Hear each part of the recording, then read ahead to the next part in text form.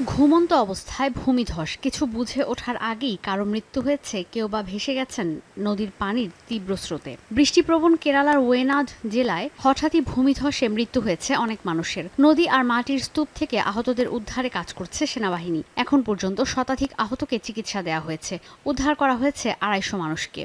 অতিরিক্ত বৃষ্টির কারণে হঠাৎ এই ভূমিধস। এছাড়া ফুলে ফেঁপে উঠেছে জেলার নদী ও জলাশয়গুলো।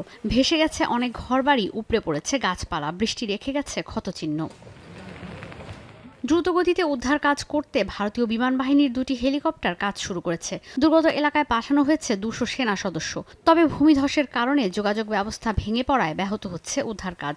চূড়ালমালা থেকে মুন্ডাক্কি ও আতমালা পর্যন্ত গুরুত্বপূর্ণ সেতু ভেঙে পড়ায় বিপাকে পড়েছেন উদ্ধারকারীরা। বৃষ্টিপাত অব্যাহত থাকার পূর্বাভাসে কেরালার 8 জেলায় জারি করা হয়েছে রেড অ্যালার্ট। 14 জেলার মধ্যে 10 জেলায় বন্ধ ঘোষণা করা হয়েছে স্কুল কলেজ।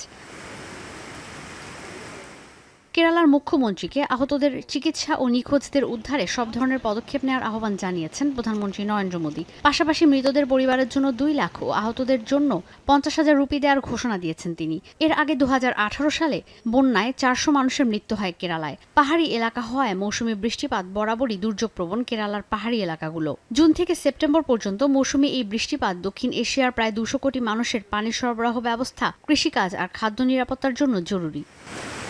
ঈশিতা ব্রহ্ম, এখন বিশ্ব।